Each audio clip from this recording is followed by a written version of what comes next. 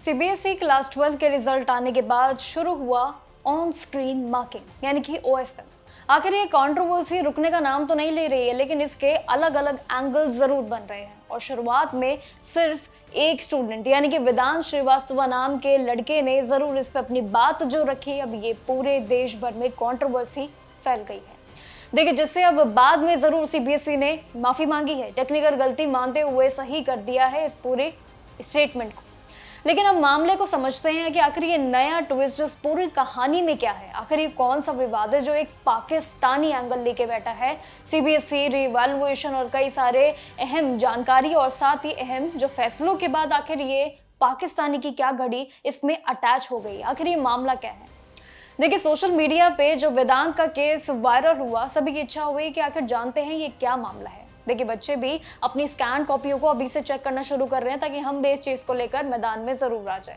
लेकिन ये समझना अभी काफी बाकी है, आखिर ये पूरा केस क्या है और आखिर ये कैसे एक बड़ा एंगल बनता हुआ नजर आ रहा है जो इस पे सीबीएसई फुली टारगेट है। तो सबसे पहले हम केस समझते हैं जिसमें संजना का केस सबसे आगे आ रहा है। देखिए, वेदांत के बाद अब संजना नाम की एक स्टूडेंट है जिन्होंने ट्विटर पे जरूर अपनी सफाई रखी है, अपना दर्द बयां किया है। संजना को केमिस्ट्री के थ्योरी पेपर में 70 में से सिर्फ 11 मार्क्स मिले थे। वो इससे सहमत तो बिल्कुल नहीं थी और इसी बीच वो मैदान में जरूर आई, जबकि उसे बहुत अच्छे नंबर तो नहीं उम्मीद थे अपने खुद के लिए। लेकिन जब उसने री इवैल्यूएशन के लिए अप्लाई करके अपनी स्कैन कॉपी चेक की, जब उन्हें लगा कि शायद थोड़ी बात खटक रही है, तो वो शॉक में रह गई। क्योंकि संजना का ये कहना है साफ कि कॉपी का पहला पेज जिस पर रोल नंबर लिखा जाता है, पर्सनल डिटेल्स लिखी जाती हैं, ये सभी चीजें बिल्कुल सही तो बेशक है, लेकिन अंदर के पेजेस हैंडराइटिंग बिल्कुल अलग है। जिस तरीके से वेदांत का कहना था और यही कहना अब सेम संजना का है कि आंसर शीट मेरी सही नहीं है, मेरे रोल नंबर सही है, मेरी पर्सनल डिटेल सही है, मैं ये मान गई, लेकिन मेरी आंसर शीट ठीक नहीं है।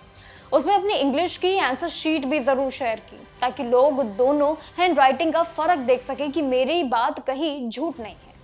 एक और स्टूडेंट है जिनका दावा बड़ा अलग है। संजना के अलावा और भी लोग हैं। एक और मेल स्टूडेंट ने भी इस पे जरूर अपनी टिप्पणी रखी। हाल ही में उन्होंने एक ऐसा किस्सा सुनाया जो दावा करता है कि सीबीएसई वाकई में टारगेट जरूर हो रहा है।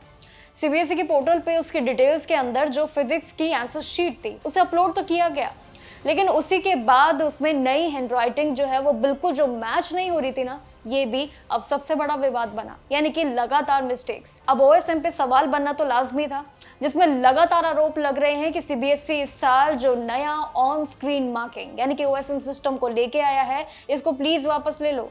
डिजिटल चेकिंग शुरू की जा रही है, लेकिन हमारे लिए चुनौतियां बढ़ रही है। लोगों का अलग अलग कहना है, अलग अलग सभी के मायने हैं इसको लेकर। डिजिटल इवैल्यूएशन प्रोसेस की वजह से लंबे आंसर, साइंस के डायग्राम्स और स्टेप बाय स्टेप मार्किंग को ठीक से एक्सेस नहीं किया गया, ये है सभी के दावे और आरोप सीधे सीबीएसई पे। और जिनका नतीजा ये हुआ कि बच्चे मार्क्स उम्मीद से बहुत ज्यादा कम लेके आए और उनके लिए यही एक चुनौती बनी। इसके बाद एक सामने लगातार केसेस और आते गए। पूरे देश के ये बोर्ड के लिए स्टूडेंट के बीच एक डर का और एक चिंता का माहौल जरूर बन गया है, लेकिन इससे काफ़ी चीज़ें क्लियर होती हैं। और साथ ही सीबीएसई एस्पिरेंट्स की तरफ से इवन स्टूडेंट्स जितने भी हैं, उनके पेरेंट्स भी इस बीच सोशल मीडिया पे अपनी जंग जरूर छिड़ के बैठे हैं।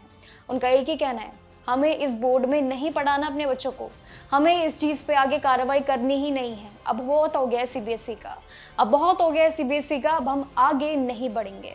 देखिए, ये कमेंट्स हमारे नहीं हैं और ये है स्टूडेंट्स के माँ बापों के। लेकिन ये देखना बाकी होगा कि आखिर सभी को लेकर सीबीएसई कितनी क्लैरिटी लगातार लेके आता है और क्या उनकी वो क्लैरिटी उन सभी माँ बापों के हित में एक बड़ा सहारा बन पाएगी या नहीं। ये तो देखिए आने वाले फैसले ही बताएंगे, जो लगातार सीबीएसई इन दिनों अपडेट्स लेकर आ रहा है और जो हम आपके साथ लगातार शेयर कर रहे हैं सभी स्टोरीज पे।